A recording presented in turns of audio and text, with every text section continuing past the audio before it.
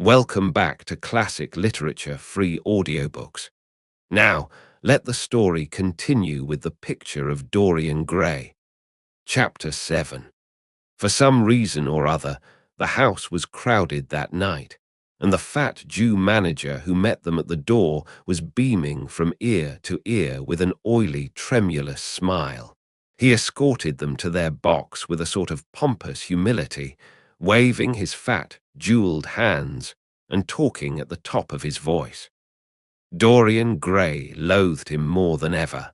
He felt as if he had come to look for Miranda and had been met by Caliban. Lord Henry, upon the other hand, rather liked him. At least he declared he did, and insisted on shaking him by the hand and assuring him that he was proud to meet a man who had discovered a real genius and gone bankrupt over a poet. Hallward amused himself with watching the faces in the pit. The heat was terribly oppressive, and the huge sunlight flamed like a monstrous dahlia with petals of yellow fire. The youths in the gallery had taken off their coats and waistcoats and hung them over the side.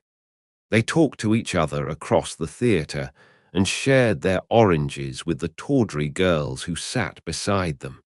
Some women were laughing in the pit. Their voices were horribly shrill and discordant. The sound of the popping of corks came from the bar. "What a place to find one's divinity in," said Lord Henry. "Yes," answered Dorian Gray. "It was here I found her, and she is divine beyond all living things. When she acts, you will forget everything." These common rough people, with their coarse faces and brutal gestures, become quite different when she is on the stage. They sit silently and watch her. They weep and laugh as she wills them to do. She makes them as responsive as a violin. She spiritualizes them, and one feels that they are of the same flesh and blood as one's self. The same flesh and blood as one's self. "Oh, I hope not," exclaimed Lord Henry, who was scanning the occupants of the gallery through his opera glass. "Don't pay any attention to him, Dorian," said the painter. "I understand what you mean, and I believe in this girl. Anyone you love must be marvelous, and any girl who has the effect you describe must be fine and noble. To spiritualize one's age, that is something worth doing. If this girl can give a soul to those who have lived without one, if she can create the sense of beauty in people whose lives have been sordid and ugly, if she can strip them of their selfishness and lend them tears for sorrows that are not their own, she is worthy of all your adoration, worthy of the adoration of the world. This marriage is quite right. I did not think so at first, but I admit it now. The gods made Sibyl vain for you. Without her, you would have been incomplete." "Thanks, Basil," answered Dorian Gray, pressing his hand. "I knew that you would understand me. Harry is so cynical, he terrifies me. But here is the orchestra. It is quite dreadful, but it only lasts for about 5 minutes. Then the curtain rises, and you will see the girl to whom I am going to give all my life, to whom I have given everything that is good in me." A quarter of an hour afterwards, amidst an extraordinary turmoil of applause, Sibyl Vane stepped on to the stage. Yes, she was certainly lovely to look at, one of the loveliest creatures, Lord Henry thought, that he had ever seen. There was something of the fawn in her shy grace and startled eyes. A faint blush, like the shadow of a rose in a mirror of silver, came to her cheeks as she glanced at the crowded, enthusiastic house. She stepped back a few paces, and her lips seemed to tremble. Basil Hallward leaped to his feet and began to applaud. Motionless, and as one in a dream, sat Dorian Gray, gazing at her. Lord Henry peered through his glasses, murmuring, "Charming, charming." The scene was the hall of Capulet's house, and Romeo in his pilgrim's dress had entered with Mercutio and his other friends. The band, such as it was, struck up a few bars of music, and the dance began. Through the crowd of ungainly, shabbily dressed actors, Sybil Vane moved like a creature from a finer world. Her body swayed, while she danced, as a plant sways in the water. The curves of her throat were the curves of a white lily. Her hands seemed to be made of cool ivory, yet she was curiously listless.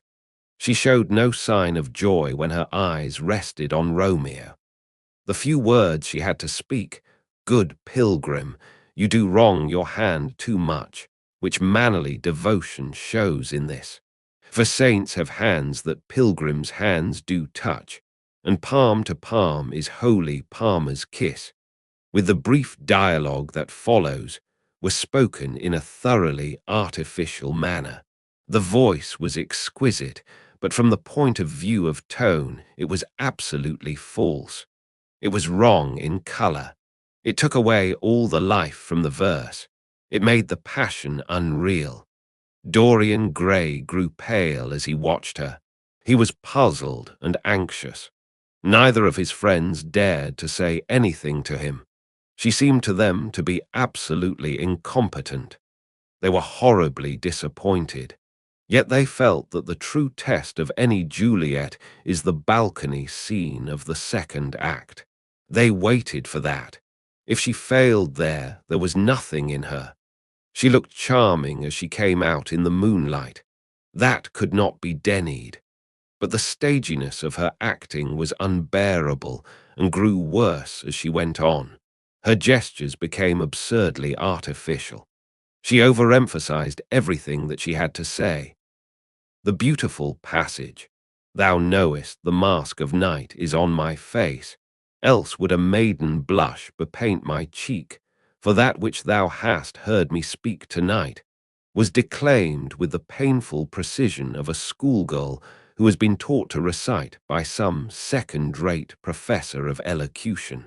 When she leaned over the balcony and came to those wonderful lines, "Although I joy in thee, I have no joy of this contract tonight. It is too rash, too unadvised, too sudden, too like the lightning, which doth cease to be ere one can say, it lightens. Sweet good night. This bud of love by summer's ripening breath may prove a beauteous flower when next we meet." She spoke the words as though they conveyed no meaning to her. It was not nervousness. Indeed, so far from being nervous, she was absolutely self-contained. It was simply bad art. She was a complete failure. Even the common, uneducated audience of the pit and gallery lost their interest in the play. They got restless and began to talk loudly and to whistle. The Jew manager, who was standing at the back of the dress circle, stamped and swore with rage. The only person unmoved was the girl herself.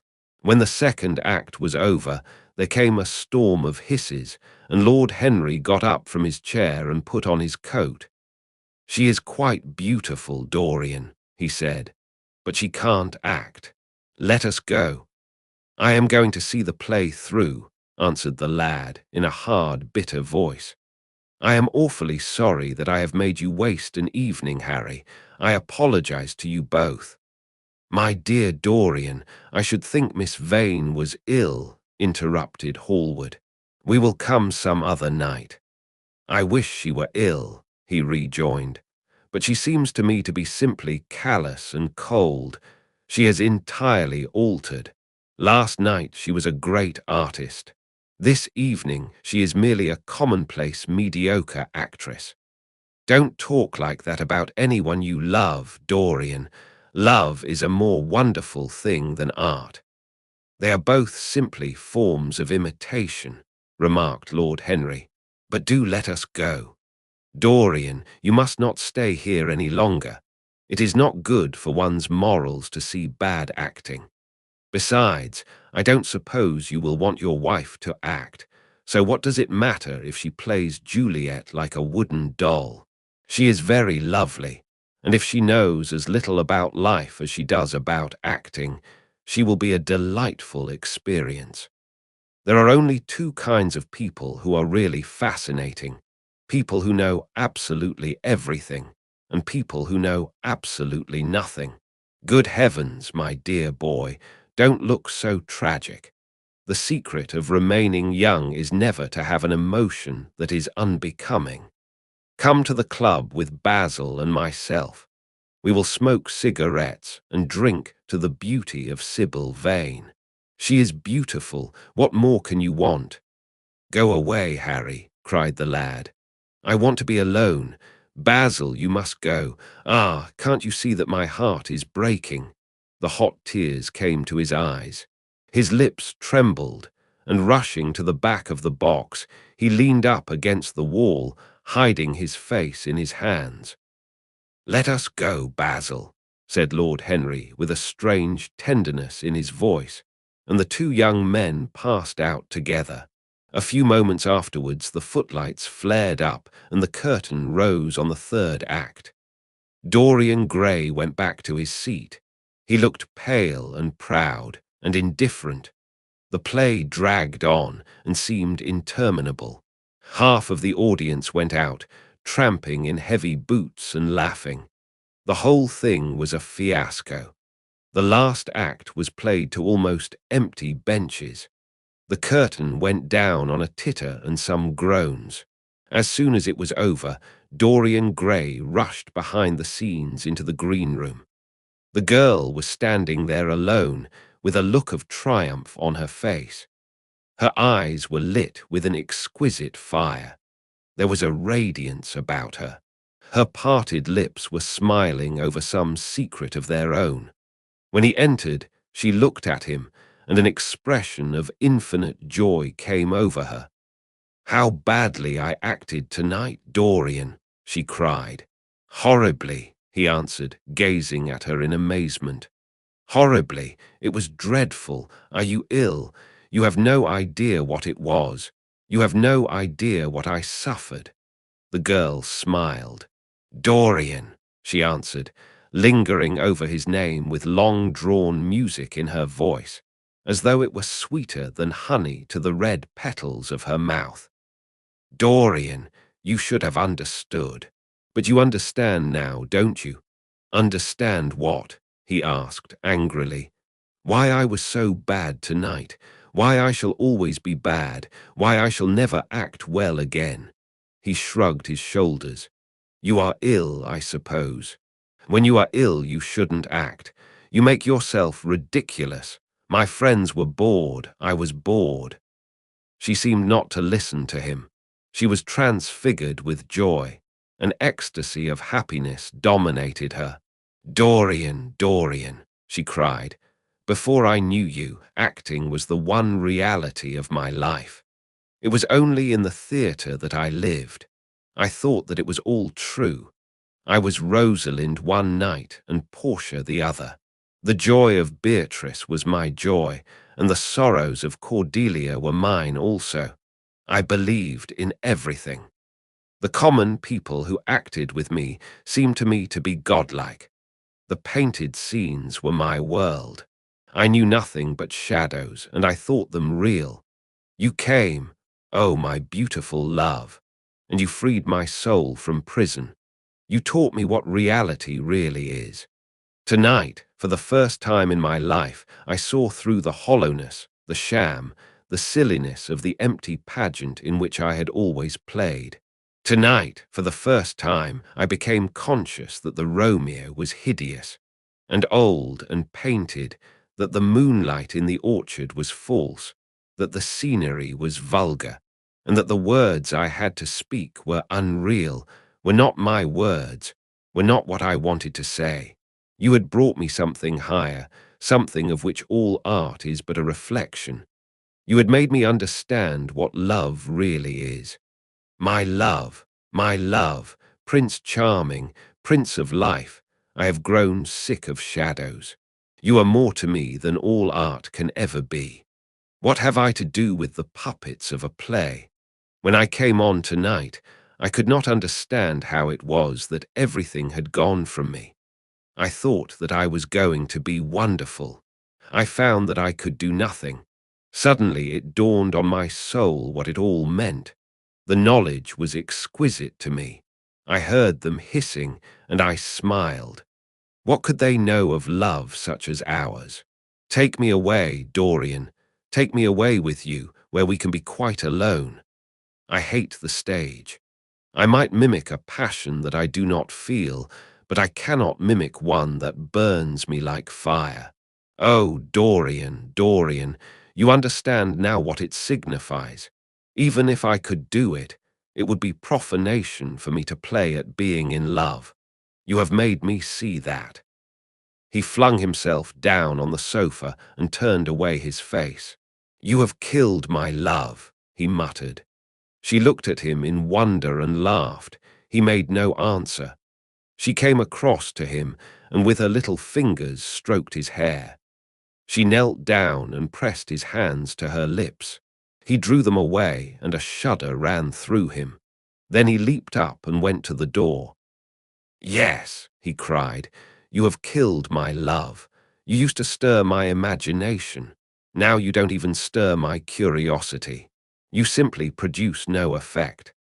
I loved you because you were marvelous, because you had genius and intellect, because you realized the dreams of great poets and gave shape and substance to the shadows of art. You have thrown it all away. You are shallow and stupid. My God, how mad I was to love you. What a fool I have been. You are nothing to me now. I will never see you again. I will never think of you. I will never mention your name. You don't know what you were to me once. Why once? Oh, I can't bear to think of it. I wish I had never laid eyes upon you. You have spoiled the romance of my life. How little you can know of love if you say it mars your art. Without your art, you are nothing. I would have made you famous, splendid, magnificent. The world would have worshipped you, and you would have borne my name. What are you now? A third-rate actress with a pretty face. The girl grew white and trembled. She clenched her hands together, and her voice seemed to catch in her throat. You are not serious, Dorian, she murmured. You are acting. Acting, I leave that to you. You do it so well, he answered bitterly. She rose from her knees and with a piteous expression of pain in her face came across the room to him. She put her hand upon his arm and looked into his eyes. He thrust her back. Don't touch me, he cried. A low moan broke from her, and she flung herself at his feet and lay there like a trampled flower. Dorian, Dorian, don't leave me, she whispered. I am so sorry I didn't act well. I was thinking of you all the time. But I will try. Indeed, I will try. It came so suddenly across me, my love for you. I think I should never have known it if you had not kissed me, if we had not kissed each other. Kiss me again, my love. Don't go away from me. I couldn't bear it. Oh, don't go away from me. My brother, no, never mind, he didn't mean it. He was in jest. But you, oh, can't you forgive me for tonight? I will work so hard and try to improve. Don't be cruel to me, because I love you better than anything in the world. After all, it is only once that I have not pleased you. But you are quite right, Dorian. I should have shown myself more of an artist. It was foolish of me, and yet I couldn't help it. Oh, don't leave me, don't leave me.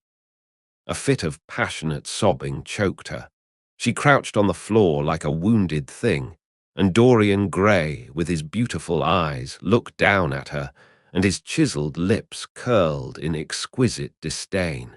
There is always something ridiculous about the emotions of people whom one has ceased to love. Sybil Vane seemed to him to be absurdly melodramatic. Her tears and sobs annoyed him. I am going, he said at last in his calm, clear voice. I don't wish to be unkind, but I can't see you again. You have disappointed me. She wept silently and made no answer, but crept nearer. Her little hands stretched blindly out and appeared to be seeking for him. He turned on his heel and left the room. In a few moments he was out of the theatre. Where he went to he hardly knew. He remembered wandering through dimly lit streets, past gaunt, black-shadowed archways and evil-looking houses. Women with hoarse voices and harsh laughter had called after him. Drunkards had reeled by, cursing and chattering to themselves like monstrous apes. He had seen grotesque children huddled upon doorsteps and heard shrieks and oaths from gloomy courts. As the dawn was just breaking, he found himself close to Covent Garden. The darkness lifted, and flushed with faint fires, the sky hollowed itself into a perfect pearl. Huge carts filled with nodding lilies rumbled slowly down the polished, empty street. The air was heavy with the perfume of the flowers, and their beauty seemed to bring him an anodyne for his pain. He followed into the market and watched the men unloading their wagons. A white-smocked carter offered him some cherries. He thanked him, wondered why he refused to accept any money for them, and began to eat them listlessly. They had been plucked at midnight, and the coldness of the moon had entered into them. A long line of boys carrying crates of striped tulips and of yellow and red roses defiled in front of him, threading their way through the huge, jade-green piles of vegetables. Under the portico, with its grey, sun-bleached pillars, loitered a troop of draggled, bare-headed girls, waiting for the auction to be over. Others crowded round the swinging doors of the coffee house in the piazza. The heavy cart horses slipped and stamped upon the rough stones, shaking their bells and trappings.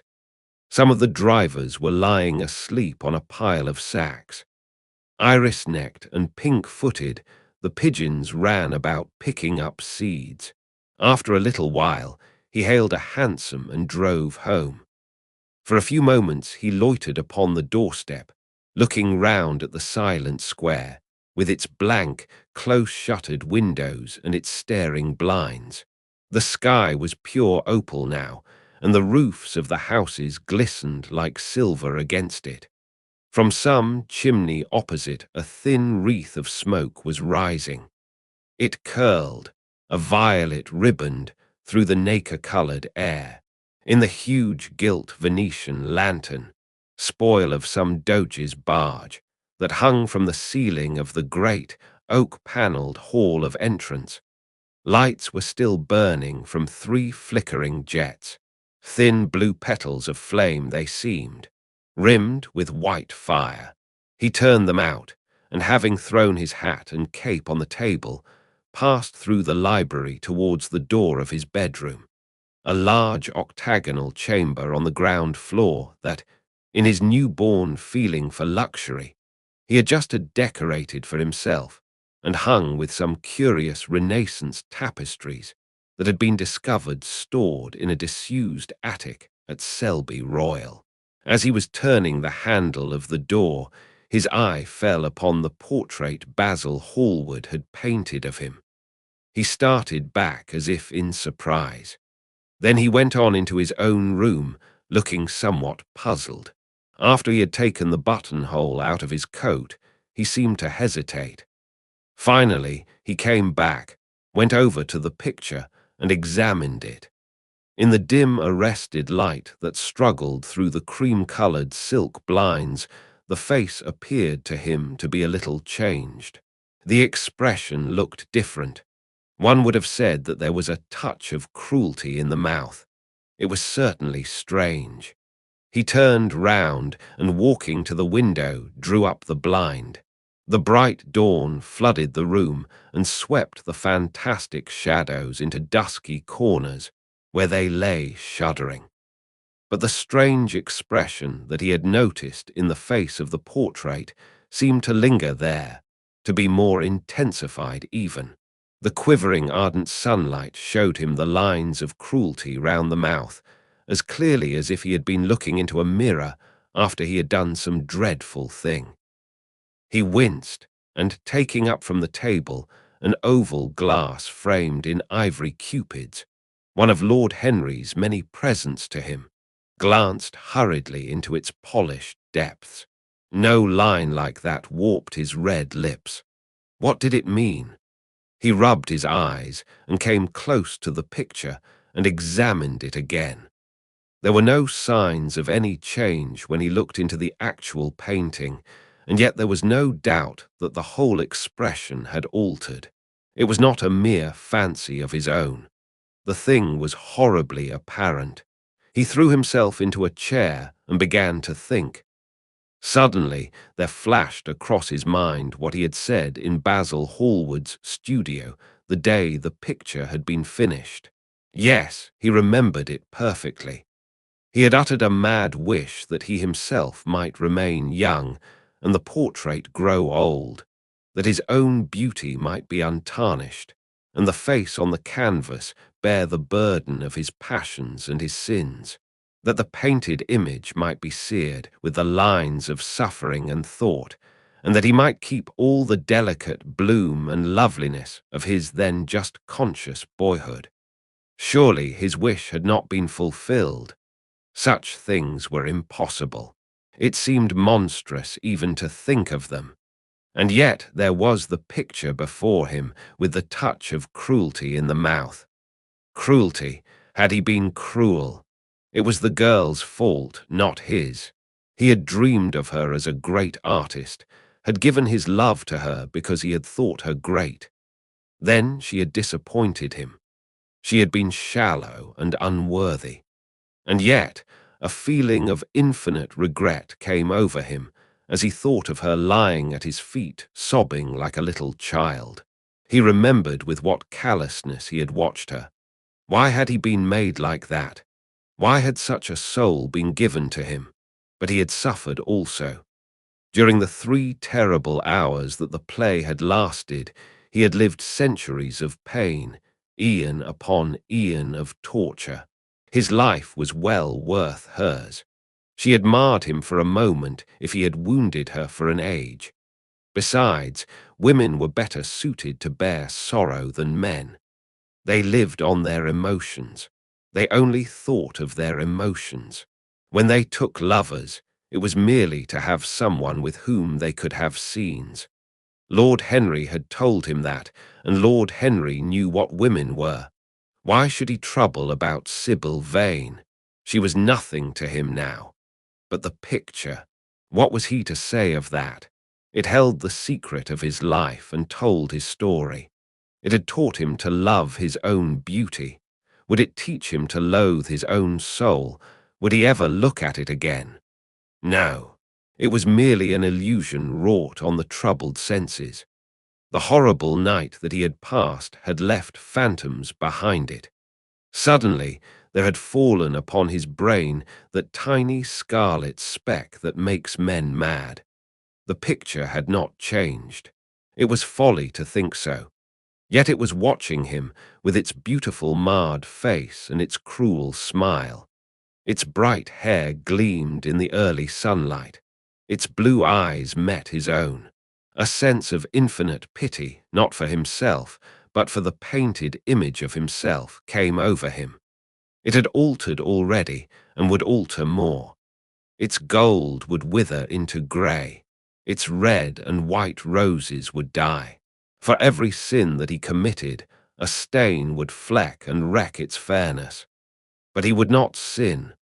The picture, changed or unchanged, would be to him the visible emblem of conscience. He would resist temptation. He would not see Lord Henry any more. Would not, at any rate, listen to those subtle poisonous theories that in Basil Hallward's garden had first stirred within him the passion for impossible things. He would go back to Sybil Vane, make her amends, marry her, try to love her again. Yes, it was his duty to do so. She must have suffered more than he had. Poor child, he had been selfish and cruel to her. The fascination that she had exercised over him would return. They would be happy together.